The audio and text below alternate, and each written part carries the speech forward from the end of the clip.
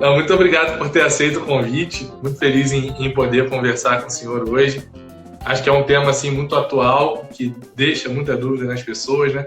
Então vai ser muito bacana conversar com o senhor e poder sanar algumas dúvidas também. Tá bom, também é um tema que não é muito fácil, né, de Sim, falar, de tratar, né? Mas é como você falou, é um tema de uma atualidade muito grande, né, muito importante e que diz respeito à vida cotidiana da gente, né? Tem a ver com aquilo que eu acho que tem a ver com o sentido da vida, né? Eu vi gente perfeito. passando por aí pedindo bênção a Denilson, Deus abençoe, Denilson. Muita gente aí acompanhando a gente, a Larissa Viana, o Natan, Ah, isso. pessoal aqui da Diocese em peso. Quando soube que o senhor viria, ficou muito empolgado, muito animado para acompanhar. A galera está aí marcando presença hoje. Que bom, que bom. Vamos só rezar uma Ave Maria. Tô vendo a turma entrar aí, não é gente conhecida. Vi Sim, gente, sim.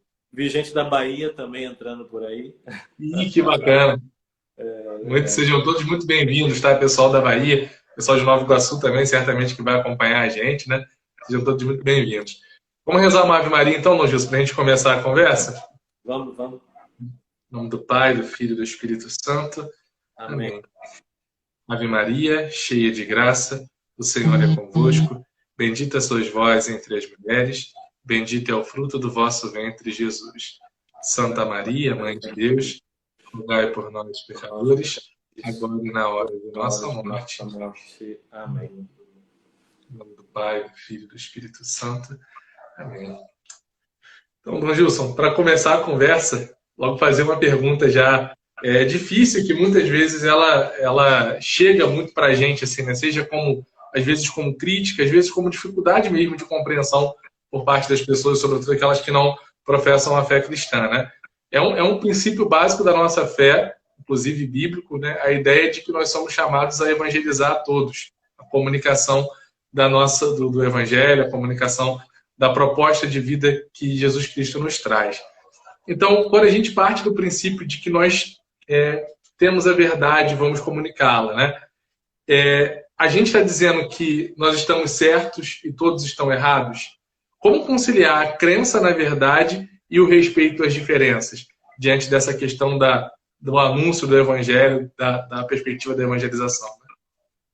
Pois é, hoje, quando a gente fala do tema da verdade, não é? Já algumas pessoas ficam meio arrepiadas, já começam a olhar com o olho meio, não é assim, de viés, porque parece que vai falar alguém que parte a partir das suas crenças e que tem dificuldade de dialogar, não é? Eu creio que essa é uma questão que a gente enfrenta. Depois, a nossa geração, né, é uma geração que pouco a pouco foi perdendo a confiança na verdade, na capacidade do ser humano de conhecer a verdade. Então parece que a verdade não pode ser uma realidade absoluta, mas cada um teria a sua verdade. O que depois, no final, é uma grande contradição, não é? Porque então não é verdade nenhuma, né? Enfim, a coisa é meio complicada. Mas quando a gente trata desse assunto de hoje, como eu, cristão, posso me posicionar dizendo, bom, eu tenho a verdade e ao mesmo tempo sou aberto ao diálogo a todo mundo, eu acho que a gente tem que pontuar alguma coisa. Eu gostei muito de ler no Papa Bento XVI, naquele livro A Luz do Mundo, Sim, ele, sim. ele diz que quem é que possui a verdade toda, não é? Mais nós somos possuídos pela verdade do que possuímos a verdade. Então a gente também tem que ser um pouco humilde nessa hora. Não se pode dizer, ah, eu sei toda a verdade. Eu estou no caminho da verdade. Não é? Eu encontrei a verdade, estou nesse caminho e quero continuar crescendo no conhecimento da verdade, mas também tem que ter essa humildade de dizer, estou no caminho, né? Estou descobrindo todos os dias. Sei que Jesus Cristo é a verdade, mas isso não significa que eu já conheço completamente Jesus Cristo. ele me surpreende, né? Porque é uma pessoa viva, ele me surpreende sempre. Hoje, por exemplo, nós tivemos a tristeza de perder o Leandro, né? Tivemos a tristeza de perder o Leandro, e a gente começa com uma porção de perguntas, e de repente você que acha que entende alguma coisa, percebe que precisa ainda aprender um pouco mais, entender um pouco mais. E em cada etapa da história, agora estamos vivendo essa pandemia, quantos cristãos estão colocando tantas perguntas, a gente tocando sofrimento assim, muito próximo de nós. É normal que a gente deseje iluminar a realidade com a verdade que a gente possui, né? Então também tem que ter essa humildade de entender que a gente pode sempre mais aprofundar no caminho da verdade.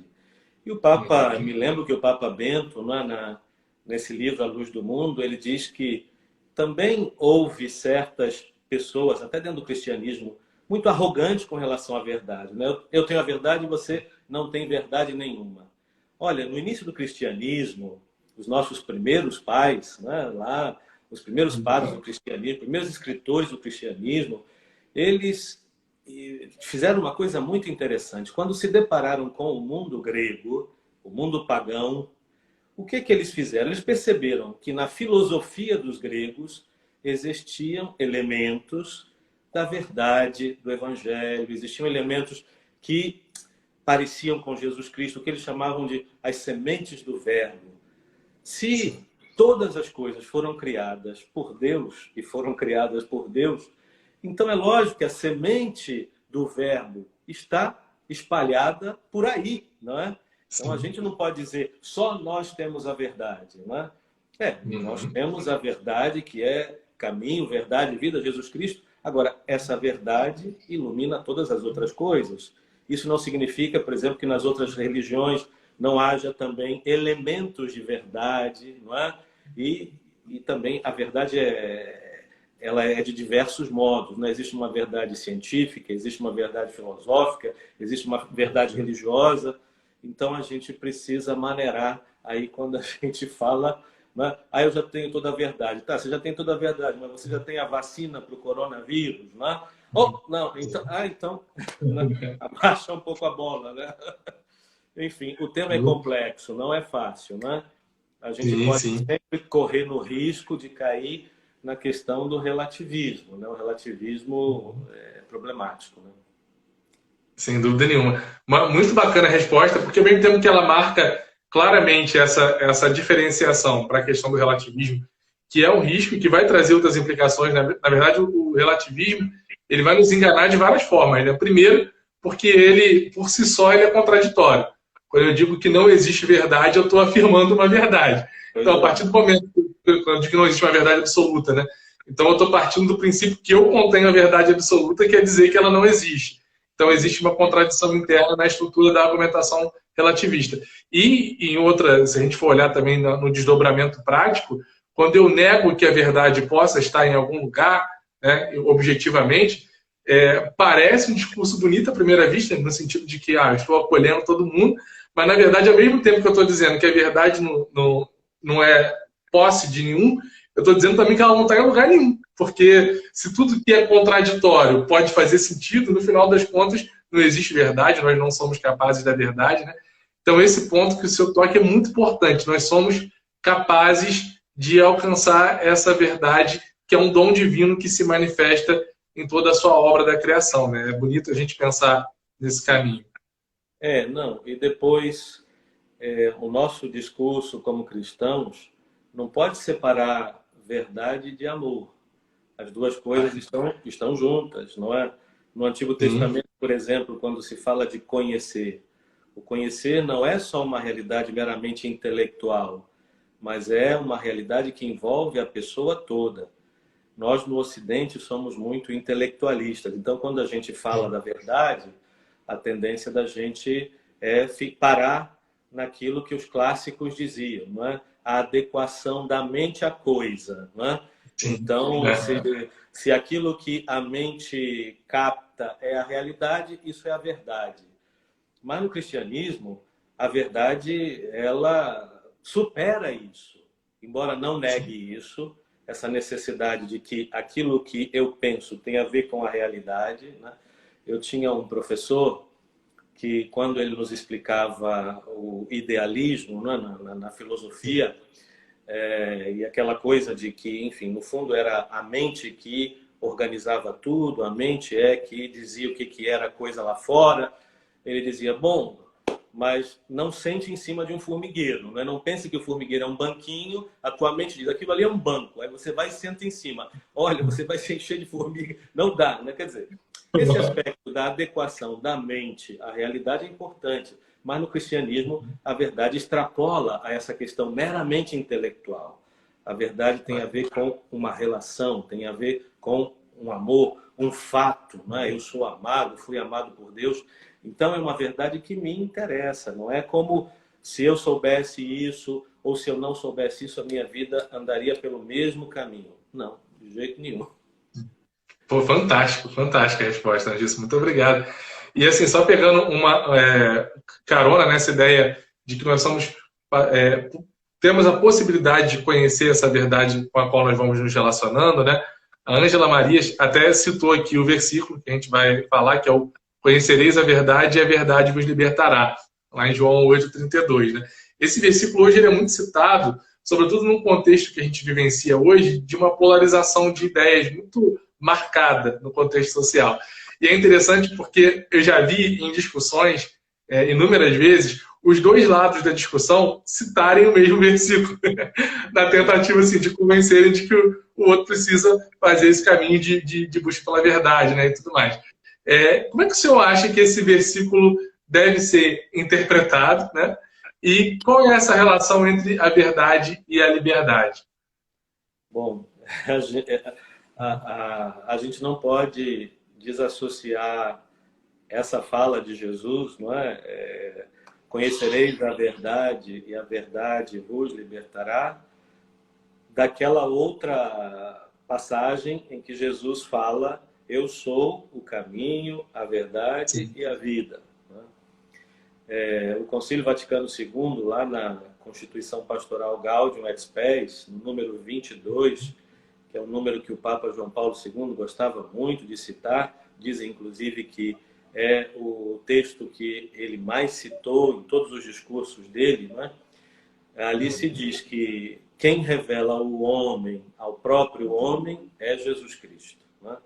Então, quando Jesus Cristo fala, eu sou a verdade, no fundo, ele está querendo nos indicar qual é o caminho da humanidade. O caminho da humanidade é ele. A humanidade quem é? A humanidade é chamada a ser filha de Deus.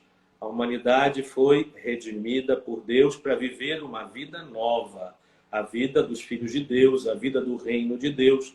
Então, o fato de conhecer a verdade e se tornar livre tem a ver precisamente com isso. Eu só sou livre à medida que eu vivo a vida propriamente humana, que é a vida do Filho de Deus, não é? Não é livre quem simplesmente faz o que quer, não é? É livre quem sabe o que faz, não é? E entende que aquilo que faz o coloca no caminho do Filho do Homem, no caminho de Jesus Cristo, não é? Por isso a gente está sempre aprofundando no caminho da verdade, porque nós ainda não nos parecemos totalmente com Jesus Cristo. Nós estamos caminhando para lá, né? Então, é nesse contexto que Jesus fala, conhecereis a verdade e a verdade vos libertará.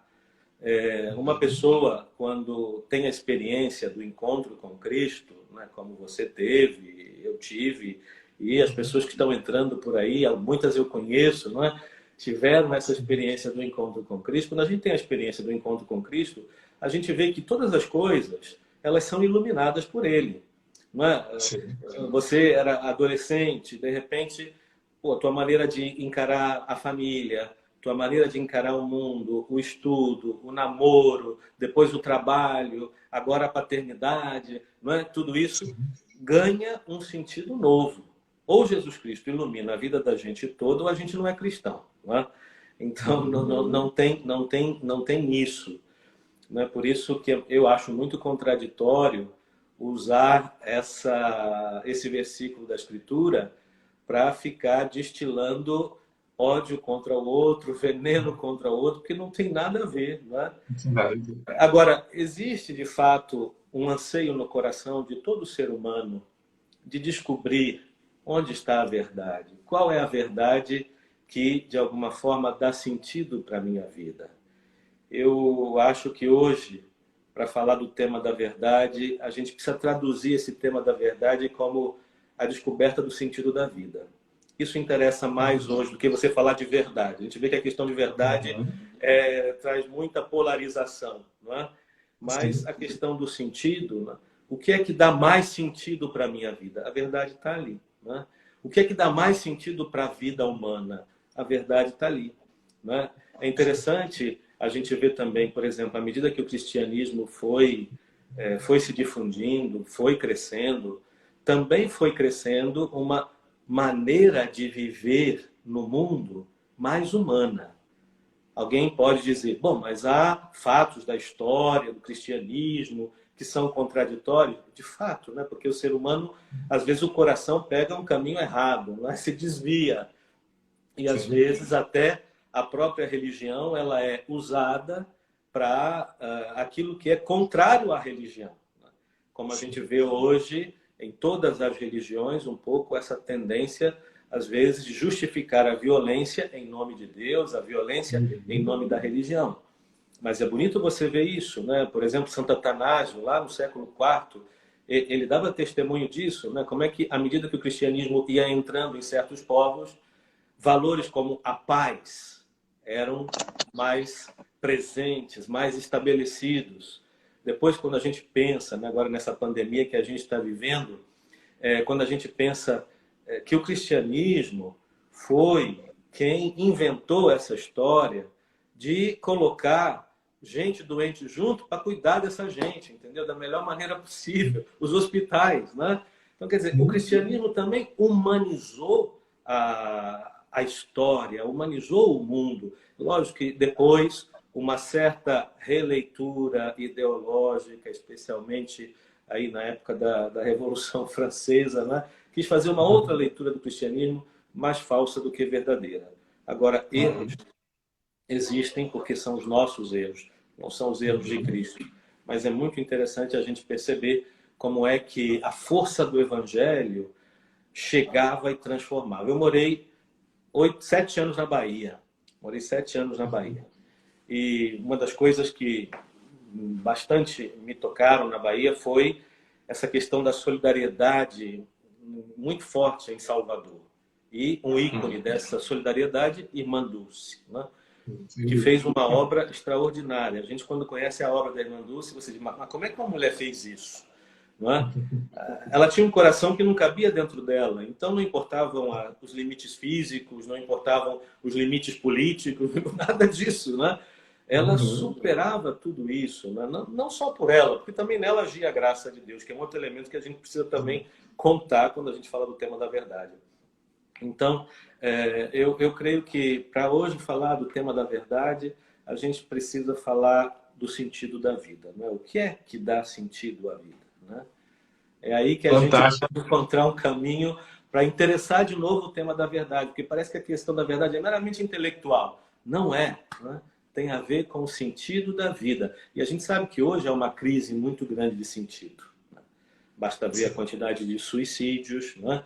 Que, infelizmente, especialmente no meio da juventude, a gente tem presenciado. Né? Sim. Conforme o senhor ia falando, uma coisa que me veio muito à mente, assim, né? Foi uma obra que eu tive contato durante a faculdade, que me marcou muito, que foi a obra de Santo Agostinho, Confissões, na qual Santo Agostinho ele faz esses dois movimentos, assim, né? Um movimento de introspecção, eu mergulho no meu interior, porque no meu interior eu encontro uma necessidade que me eleva a Deus e Deus me revela a mim, né? Então é um processo de autoconhecimento, assim, de mergulho em mim. As minhas necessidades, a minha dimensão humana, ela vai ter uma amplitude que vai necessariamente me elevar a Deus, e chegando a Deus eu me compreendo porque Deus me ilumina com a sua verdade, né? Com a verdade. Então, assim, é bonito esse caminho que o senhor fez, me fez lembrar essa ideia, porque, de fato, nesse sentido, a verdade ela é libertadora, porque ela me ajuda a compreender a vida de uma forma mais verdadeira, mais clara, mais nítida, né? Então, é muito bacana a gente observar esse processo e perceber o quanto é importante, né, Dom Gilson, a gente viver uma vida verdadeira, no sentido mais amplo da palavra, assim, né? Acho que um dos grandes dramas da nossa experiência humana, e aqui pegando já na perspectiva da aplicação daquilo que a gente acredita, né?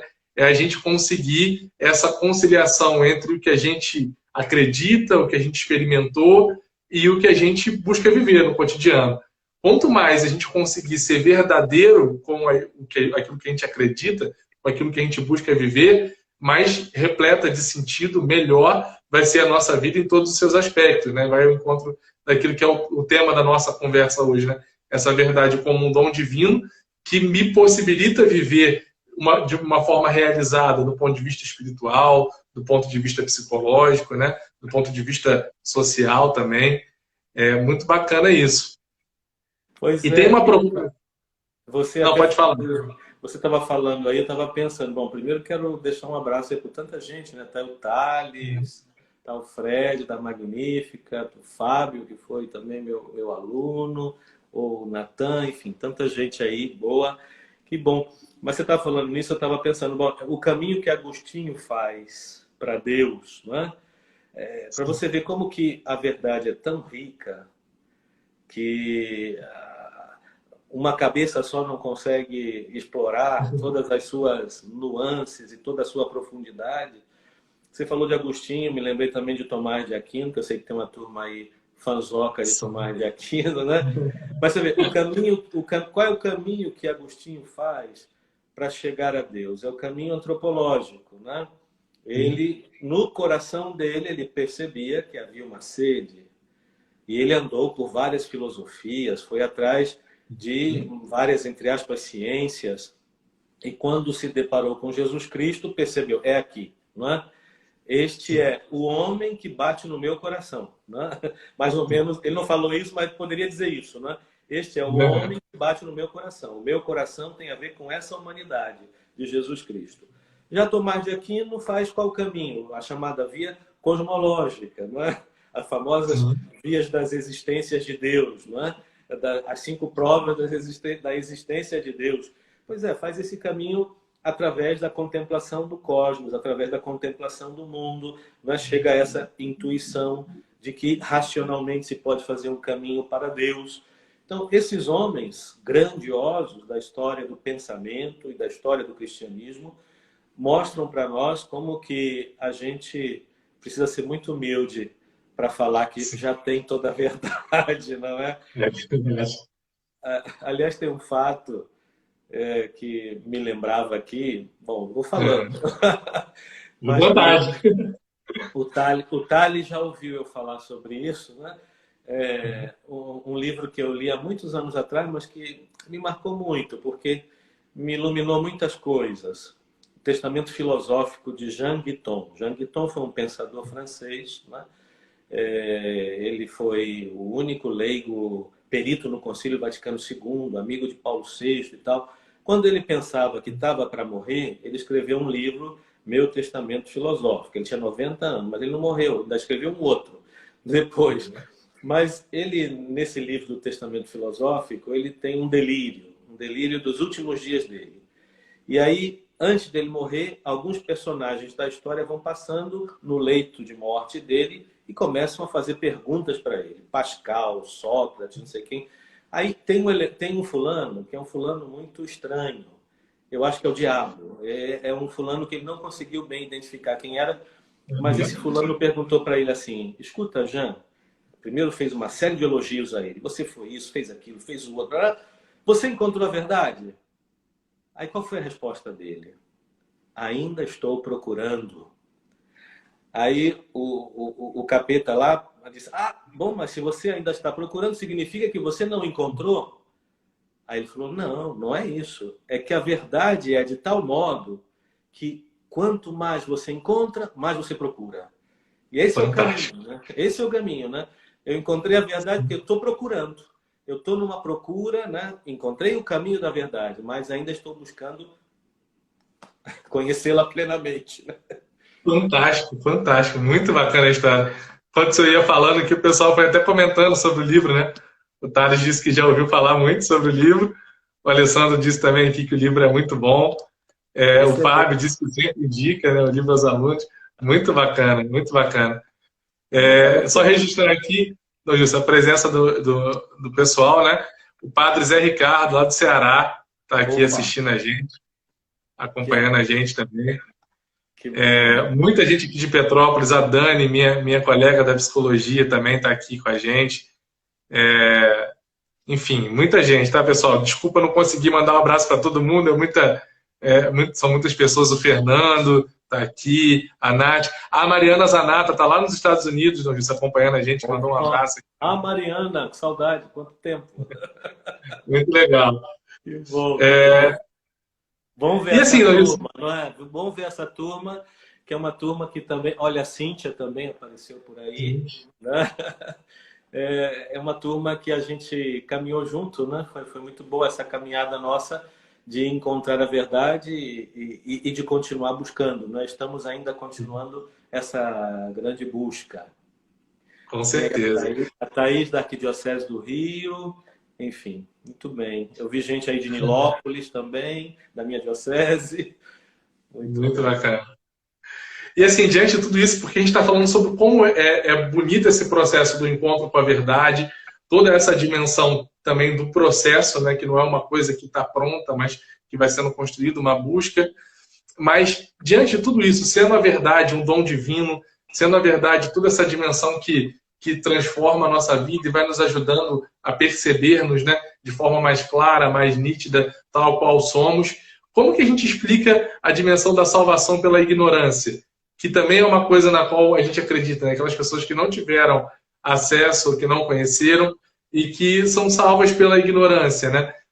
Como é que é esse limiar entre a salvação pela ignorância e a importância do conhecimento da verdade para entrar nesse processo de libertação, de transformação? Bom, gente, vocês estão vendo que esse cara aí só faz pergunta difícil, né? Não, mas, enfim, esse tema me fez pensar numa porção de coisas, né? Isso que você falou aí, né?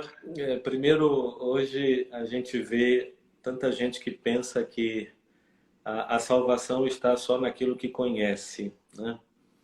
O conhecimento, às vezes, enche a cabeça da pessoa até de muita vaidade, de muita arrogância, de muito orgulho, e humilha até os seus colegas por causa daquilo. Eu vejo muitas coisas nas redes sociais, eu ando até um pouco triste com o que eu tenho visto, né? Gente que se diz muito cristã, mas que é de uma arrogância que o próprio Jesus Cristo não reconheceria, né? Jesus Cristo, bom, quem são vocês, não é? Aqueles que Jesus fala que no final dos tempos, né? Vão dizer, nós em teu nome pregamos, em teu nome expulsamos demônio, em teu nome não vos conheço, né? Então me fez pensar um pouco nisso também. A verdade não está só no conhecimento. A verdade, a salvação não está só no conhecimento, né? E hoje tem muitos gurus por aí, né? De um conhecimento certíssimo, perfeitíssimo, enchendo a cabeça da gente, às vezes iludindo a gente, não no fato de que não estão ensinando a verdade, estão ensinando a verdade. Mas São Paulo fala, a verdade se deve fazer no amor, né? A verdade se deve fazer no amor. Sem o amor, não há verdade que chegue ao coração.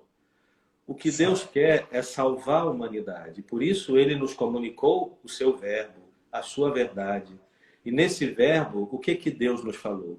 Que Ele nos ama até dar a vida por nós. Sim. Para ser salvo, é preciso acolher esse amor. Não é? Para ser salvo, é preciso acolher o amor de Deus. Tem muitas pessoas, e o Concílio Vaticano II também falou sobre isso, né?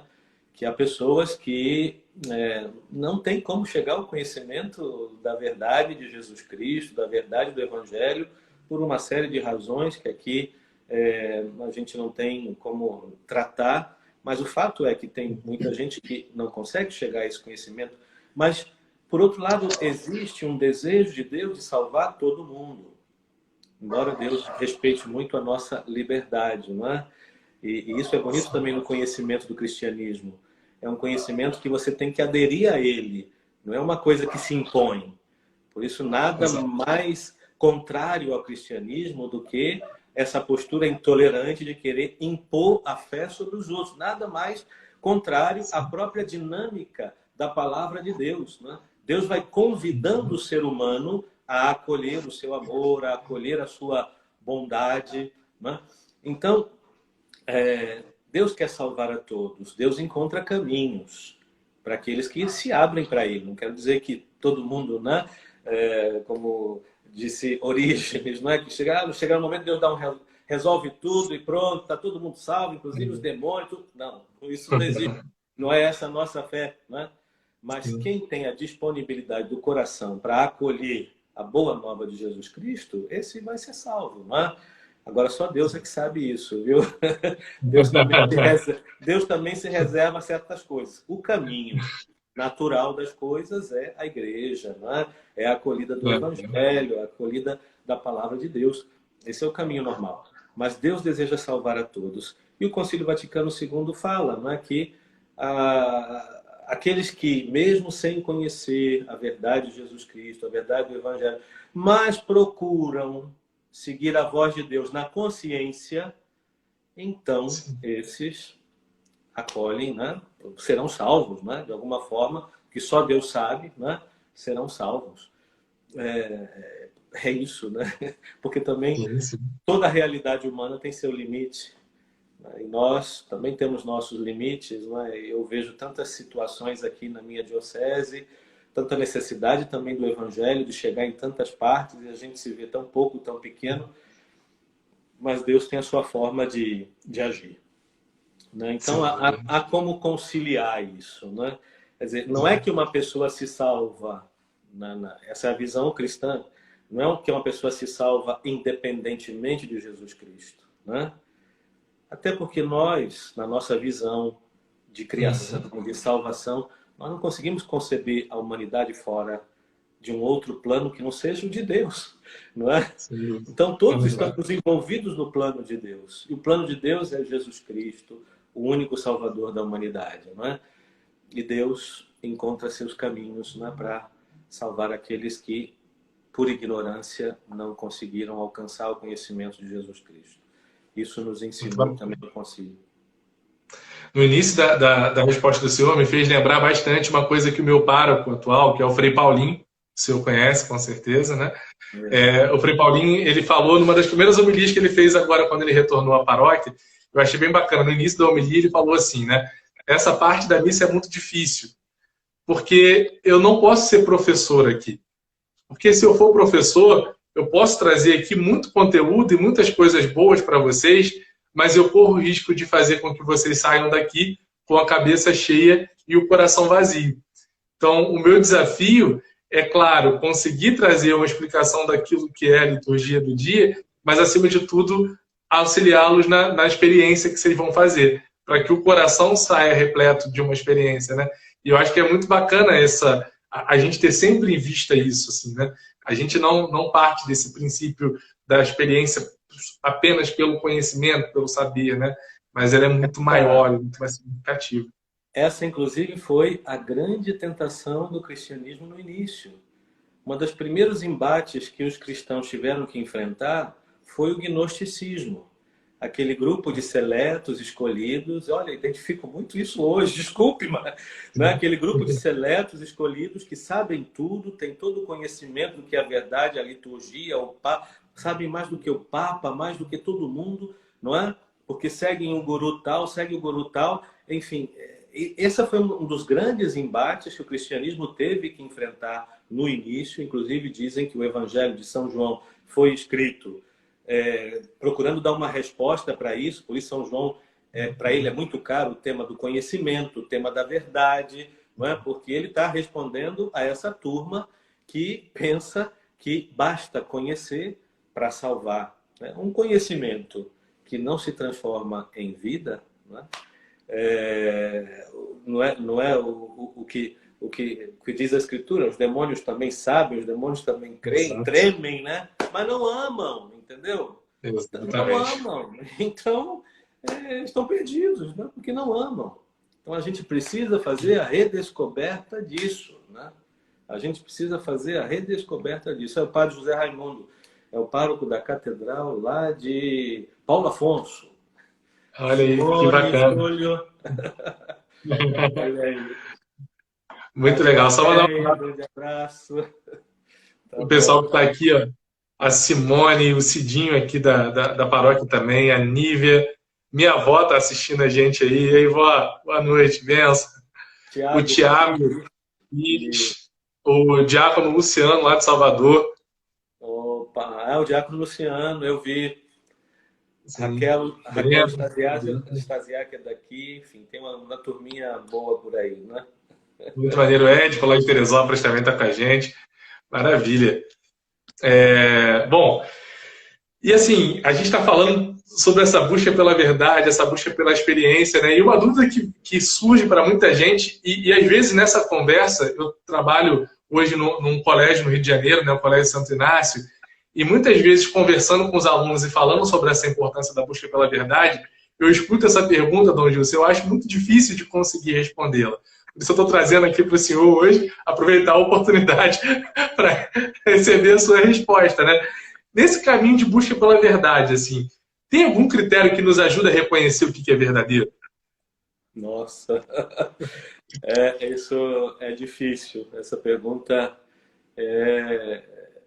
Bom, primeiro, eu aposto na experiência, né? A primeira contato que a gente tem com a verdade são experiências muito, muito cotidianas, muito concretas, não é? Mas que depois abrem a gente para compreensão maior da verdade. Que, como a gente disse, eu gosto muito daquilo que o Papa João Paulo II falou naquela famosa encíclica sua sobre a fé e a razão, que abre precisamente falando disso, que a fé Sim. e a razão são as duas asas do espírito humano para alcançar a verdade. Então, o caminho para alcançar a verdade plena tem a ver com a fé e tem a ver com a razão.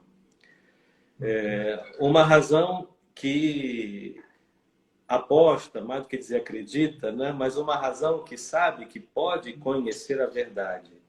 E, de fato, vai conhecendo a verdade.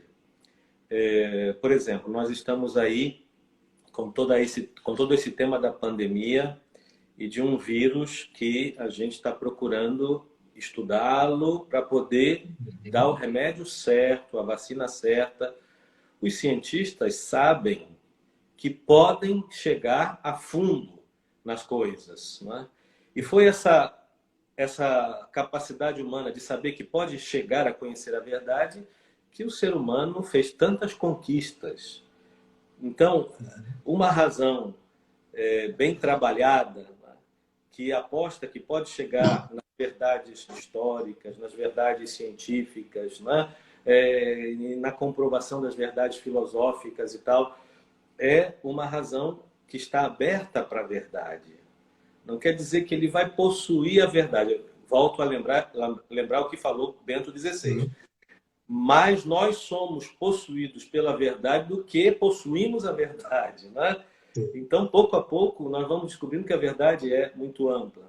Então, a gente parte daí. A gente parte da experiência, não é? Por exemplo, eu hoje, quando saí de casa, coloquei gasolina naquele posto, né, porque sei que aquela gasolina é boa. Né? E se aquele camarada, em vez da gasolina, estivesse colocando água? Bom, a experiência vai te ajudando a ver que você também tem que confiar no conhecimento de outros. Esse é um outro elemento importante. Né? Nós não inventamos a roda. Graças a Deus, antes de nós, alguém inventou. Né? Nós não começamos do zero. Outros já começaram por nós. Então, a gente também tem que apostar naquilo que outros ensinam. Porque nós já recebemos muitas coisas de outros que são válidas. Não é? E o conhecimento da verdade tem a ver também com o testemunho. Não tem jeito, não é? Se eu hoje sou cristão, é porque alguém que era cristão antes de mim me apresentou a proposta, pregou o evangelho para mim, e agora eu faço o meu caminho e conheço também essa verdade. Então, eu vejo, amor, que temos esses caminhos, viu? Esses caminhos. Sim, Primeiro, sim. a própria experiência te ajuda a perceber que a verdade é uma coisa ao teu alcance, né? Que há Uhum. verdades muito próximas de você. Agora, há verdades que você depende de alguém que te comunique essa verdade. Senão você não vai saber. É a questão da É. revelação divina. A revelação divina é assim. Mas atenção, Deus foi deixando na própria história dos grandes homens da Escritura provas dos seus sinais, né? Ele pediu a Abraão, sai da tua terra e vai para o lugar que eu vou te indicar. Abraão saiu, apostou em Deus. Chegou lá e encontrou uma terra. Mas a terra não era lá grande coisa, não. Chegou lá, teve uma briga e não sei o quê. E aí Abraão fez uma escolha. Em vez de brigar com o meu sobrinho, eu vou escolher a pior parte para não brigar em família. Aí quando ele fez aquela escolha, de novo Deus falou para ele, conta as estrelas do céu, conta a areia do mar, se você pode. Eu vou te dar uma descendência desse tamanho. Tá bom, vamos embora, vamos continuar. Mas minha mulher é estéril, vai ter um filho. Tem um filho. Entrega esse filho. Eu não estou entendendo nada. Ele me deu um filho. Então, ele vai fazendo a experiência. É bonito isso também. No Evangelho de São João, Jesus realiza milagres, mas João gosta de chamar de outra forma. Sinais, né? Sim. Sinais. E alguns dizem, ninguém ressuscitou os mortos. Ninguém fez o que esse homem fez. Opa, tem que ouvir esse camarada, não é? É. Depois os apóstolos, que foram testemunhas da ressurreição, eles viram. Tomé, toca aqui Tomé, né? Quer dizer, Deus também nos pede acreditar nele, em coisas que a nossa razão sozinha não alcança. Mas Deus não nos pede ir contra a nossa razão, né? Nunca, nunca. A nossa razão é um caminho também que Deus, se Ele nos criou com a razão, Ele quer que também a razão nos ajude nesse processo. Mas a fé supera a mera razão, né? O Papa João Paulo II, né, que nós somos apaixonados por ele também, né? Aliás, por todos os papas, né? Eu me lembro que quando ele publicou essa encíclica Fé e Razão, num discurso que ele fez aos bispos da Austrália, me parece, ele disse assim, a fé sem a razão leva à superstição. Quer dizer, a pessoa acredita em qualquer bobagem, né? A fé sem a razão leva à superstição. A razão sem a fé, diz o Papa, leva ao desespero. Atenção. É o que a gente mais ou menos vai assistindo por aí, né? Sim, Eu acho sim. que é essa hora agora, nossa, todo o tema da morte, eu estou impactado porque nós perdemos, não é, o Arthur, lá de Magé, que faleceu também recentemente, agora o Leandro, e depois eu perdi um amigo lá também em Salvador, jovem, tinha recém entrado no seminário. Quer dizer, nesses tempos a morte está mais perto de nós do que em outros tempos. A gente nunca viu tanta notícia de morte perto de nós como agora. Eu, pelo menos, não tinha, Com né, certeza. essa experiência, uma atrás da outra, uma atrás da outra. Aí você fica, né? Hoje até estava conversando com alguém e dizia, tudo isso me faz pensar no sentido da minha vida, né?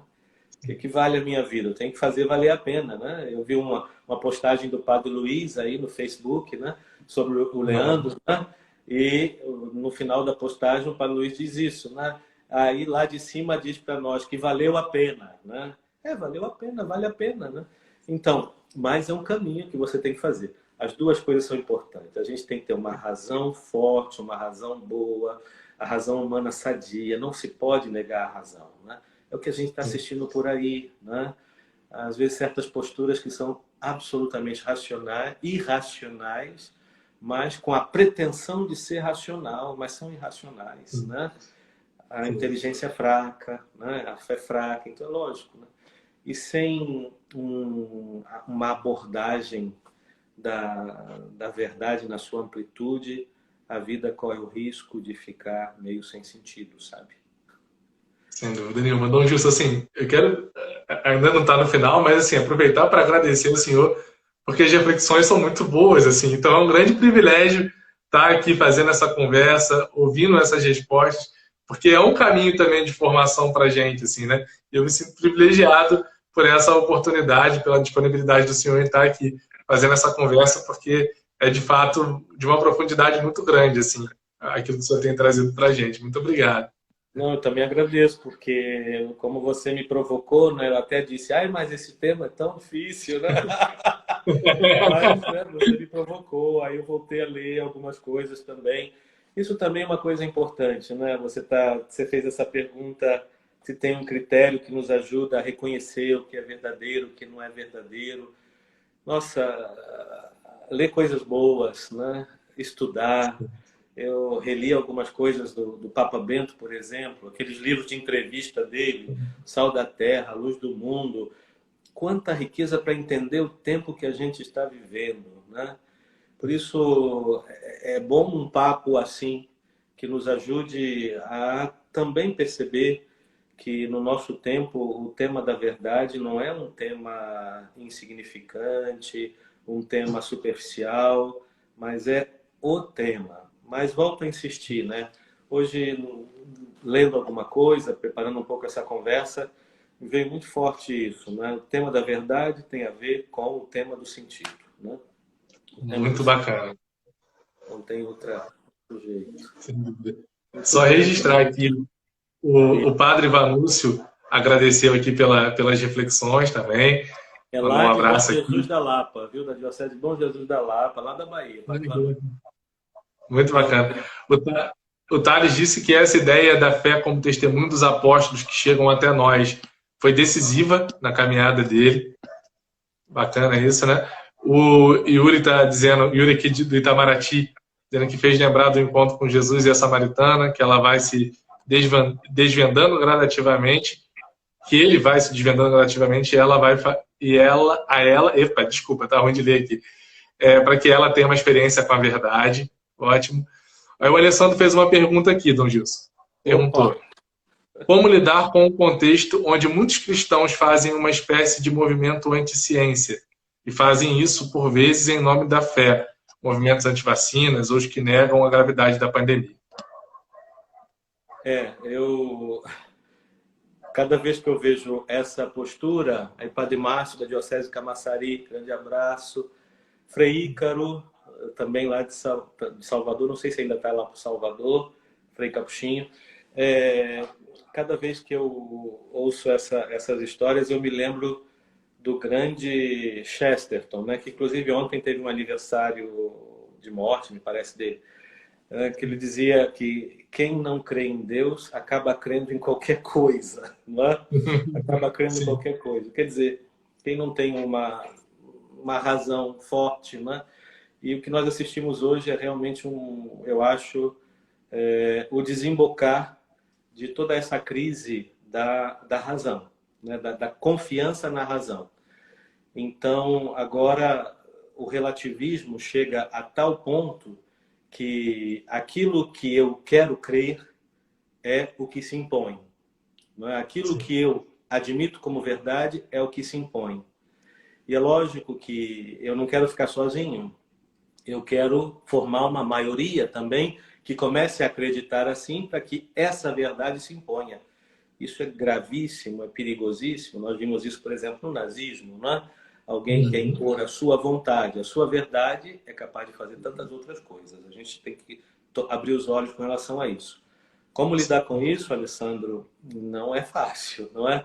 Mas eu acho que primeiro a gente tem que ter muita paciência, né? Ter muita paciência e chamar pela razão, chamar pela razão. Embora parece que essas pessoas estão cansadas da razão, desistiram da razão, né? Então a gente parece que tem que começar do beabá, né? Mostrar o ridículo que é certas posturas, a contradição que existe em certas posturas, porque no fundo isso manifesta o quê? Uma inteligência fraca, né?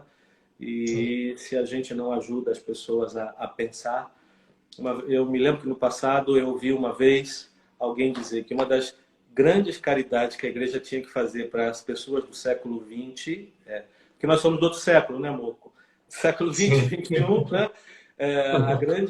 A grande caridade é ajudar as pessoas a pensar. Alessandro, eu sei que é um excelente professor, né? Está aí ouvindo a gente, né? E é um tipo que ajuda os seus alunos a pensar, né?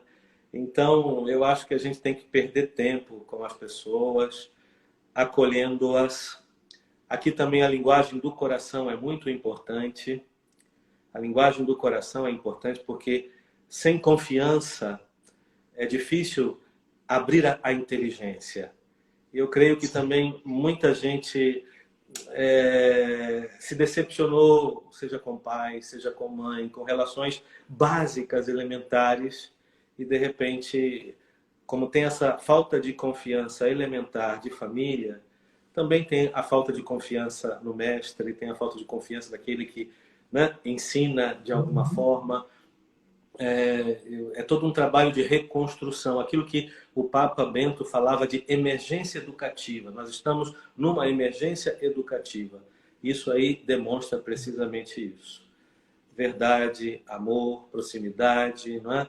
Eu acho que essas coisas todas que vocês sabem fazer muito bem, eu sei que o Alessandro é um professor assim, isso pode ajudar as pessoas, mas e ter paciência, porque acho que de outra forma, se não se chega ao coração, hoje, se não se chega ao coração, não se chega à razão, né? Então a gente tem que fazer esse caminho e pedir muita luz a Deus, viu? Porque Deus é o primeiro que quer ajudar a humanidade a usar aquilo que Ele deu para que a humanidade possa alcançar a verdade. Sem a razão, não dá. Com a razão, sim, né? Sem dúvida. Não sei se Muito respondi, bacana. Alessandro. Talvez seria Não? interessante até te ouvir, né? Você tem esse contato aí com os alunos, mas eu sei que nós estamos numa grande batalha nesse momento, né? Que é aquela de ajudar as pessoas a redescobrirem o valor da razão, né? Então, tudo que nesse sentido ajudar, mas volto a insistir, sem a confiança, sem o afeto, sem a proximidade, é só guerra. Assim, Dom Gilson, eu ainda teria outras perguntas a fazer, tem perguntas chegando, mas a gente já está no finalzinho do tempo da live. Então, eu quero agradecer primeiro também a presença de todo mundo que acompanhou a gente. Desculpa por não ter conseguido ler todos os comentários, fazer todas as perguntas, o tempo é curtinho, acaba que a gente não consegue dar conta de todos, mas muito obrigado por terem assistido. Se possível, compartilhem depois também a live, né? Ela vai ficar disponibilizada aqui no IGTV, e que mais pessoas tenham acesso, possam também aproveitar desse conteúdo. E para finalizar, Dom Gilson, eu queria pedir ao senhor, eu tinha até mais uma pergunta para fazer, mas eu tenho medo de que a gente extrapole o tempo, pedir simplesmente que o senhor dê uma palavra final, né, a respeito desse tema e faça uma bênção, dê uma bênção para a gente, pode ser? Uhum. Olha aqui, o Fábio coloca aqui uma frase de Chesterton que, né, chegará o dia em que teremos que provar ao mundo que a grama é verde. Aliás, o Chesterton, com aquele humor fabuloso que ele tinha, né, ele dizia que as pessoas mais convictas desse mundo ele encontrou no manicômio, né? As pessoas mais convencidas. Parece que a gente vive num grande manicômio, né? Quando a gente vê certas posturas, é verdade que com a loucura o que você vai fazer, não é? Interna, um tratamento psiquiátrico, isso pode ajudar, não é? Mas é difícil. Mas eu quero terminar com uma oração. Hoje eu estava fazendo a oração das vésperas, né? E lá tinha uma oração. A resposta é: atraí, Senhor, todas as coisas para vós, né? E lá tinha uma oração que dizia assim: fazei que todos aqueles que se dedicam à busca da verdade possam encontrá-la. E encontrando-a, se esforcem para buscá-la sempre mais.